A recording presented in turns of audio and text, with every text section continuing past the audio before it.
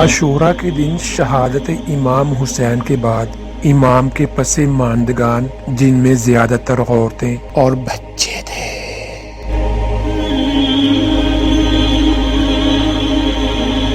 بالغ مرد صرف امام زین العابدین تھے۔ واقعہ عاشورہ کے دن امام زین العابدین علیہ السلام سخت بیمار تھے، اسی وجہ سے آپ جنگ میں شرکت نہ کر سکے۔ یوں مردوں میں سے صرف آپ زندہ بچ گئے۔ ان کو قید کر لیا گیا اور حضرت زینب رضی اللہ عنہ سمیت اہل حرم کے دوسرے افراد کے ساتھ دشمن کے ہاتھوں اسیر ہوئے۔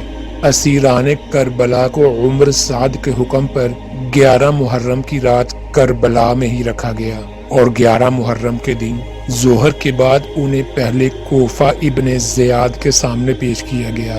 پھر عبید اللہ بن زیاد نے شمر اور طارق بن محفظ سمیت ایک دستہ کے ہمراہ شام میں دربار یزید کی طرف روانہ کیا۔ واقعہ عاشورہ کے بعد سپاہ عمر سعد نے اپنے مقتولین 11 محرم کو دفن کیا اور امام حسین کے اہل بیت لے کر کوفہ روانہ ہوا۔ عمر سعد کے سپاہیوں نے اہل بیت کی خواتین کو شہداء کے اجساد کے پاس اس حال سے گزارا کہ نالہ و شیون کے ساتھ ساتھ اپنے چہروں کو پیٹ رہی تھی، جیسا کہ قرۃ بن قیس سے منقول ہے کہ حضرت زینب علیہ السلام جب اپنے بھائی کے جسد کی سے گزری تو انہوں نے اس قدر شدت غم سے گریہ کیا کہ دوست و دشمن اس وقت گریاں ہوئے۔ مروی ہے کہ حضرت زینب علیہ السلام نے امام حسین علیہ السلام کے جسد اطہر کے پاس سے گزرتے ہوئے یہ جملات کہے: یا محمدہ یا محمدہ۔